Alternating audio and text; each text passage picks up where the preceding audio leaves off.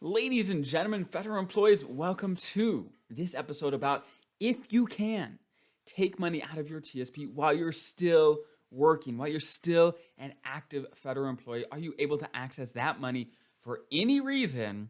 What are the rules? Because there are 3 ways you can. You actually can get into your TSP while you're working, but there's pros and cons. You may not always want to. There may be better options. We're going to talk about all of this today.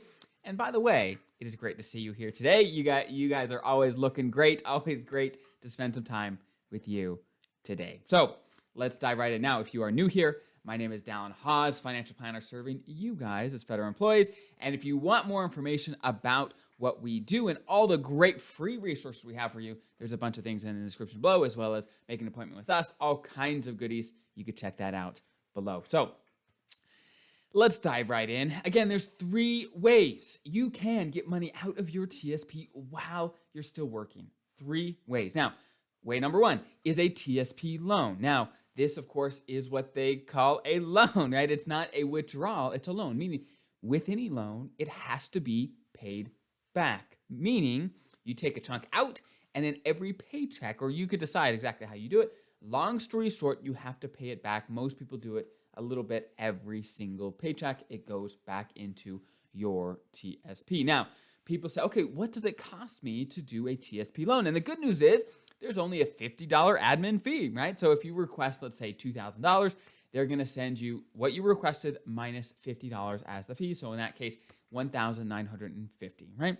However, that is not the true cost of a TSP loan. The true cost of a TSP loan is all the growth your money could have had if it was within the TSP, if you had not withdrawn it. Because when it's not in the TSP, when it's not invested, it's not growing.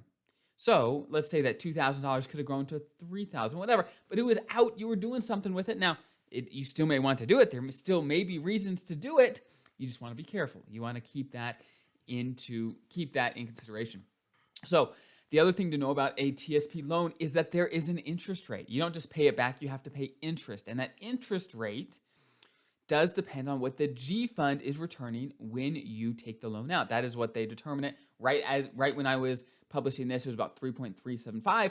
Interest rates were going up, so that was going up. Now, the good news is you do pay that interest rate into your TSP, so you're technically paying yourself. But again, the true cost is that, yeah, you do pay an interest rate to yourself, but your money's not in the TSP growing for you. So food for thought. That's number 1. That is a TSP loan. But many of you may be thinking, hey, no, I don't want to do a loan. I need money for something else. What else can I do? Can I take money from my TSP while I'm still working? Answer is yes, there's 2 other ways. And there is first a hardship withdrawal is one of the first ways. Okay. And long story short, to take a hardship withdrawal, as the name says, you have to have a hardship. Basically, things like you got to have negative cash flow, meaning you're spending more money every month than you're taking in, right? Or been in a natural disaster. There's lots of different criteria. If you just Google hardship withdrawal, you could find the TSP's whole website. They go through all the different details there. But I'll give you the main points to think about. Long story short, this is a withdrawal, not a loan, right? So you don't have to pay it back. However, what does that mean? If you're taking the money from, let's say, your traditional TSP, as you know, that's pre-tax money. You've never taxed on that. So when you take it out, you pay taxes, right? So you're paying federal income tax, state income taxes if your state has some. Plus, if you're under 59 and a half, you're paying another 10% penalty on top of all of that. So yeah, let's say you need 10 grand. Well, to actually get the 10,000, depending on your income tax and the penalty and everything, you may need 15 or a much bigger number to get down to the actual number you need, because there's a lot of things that come out before you actually see the money. So keep that in mind. Again, the huge cost is that your money is no longer in your TSP. It can't compound, it can't grow.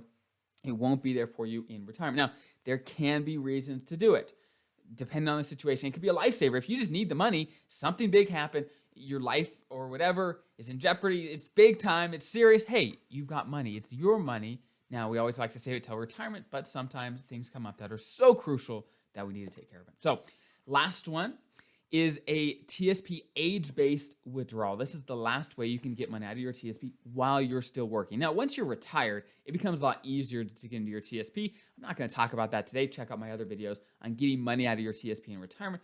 It's easier. There's less rules. There's less penalties when it comes to getting money out in retirement, okay?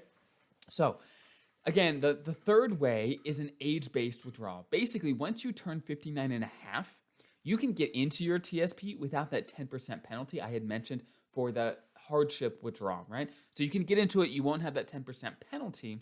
So let me give you an example. Let's say you're 60 years old. You're still working. Can you get into your TSP and take money out? Yes, you can, right? However, you still have to pay taxes, right? Federal income taxes, state income taxes, if your state has income taxes. You still got to pay those, but you do get around the 59 and a half 10% penalty because you're older than 59 and a half. So that's the biggest thing to consider. Now, the only time you don't pay income tax on that money that you pull out of the TSP, if you then move it over to, let's say, an IRA, right? So long story short, while you're still working, it's probably a good idea to not touch that money because you just want to let it go and wait till retirement. But if you really need it for something, these are the three ways: a TSP loan, a hardship withdrawal, and then, of course, an age-based withdrawal if you're over 59 and a half. Those are the three biggest ways. I hope that was helpful. If you have any follow-up questions, put in the comments below. We do our best to produce content in the future to address your questions. We can't address everything in the comments. We do our best. We just get lots of them every single day. But you guys have an incredible rest of your day, and we'll see you guys in the next one.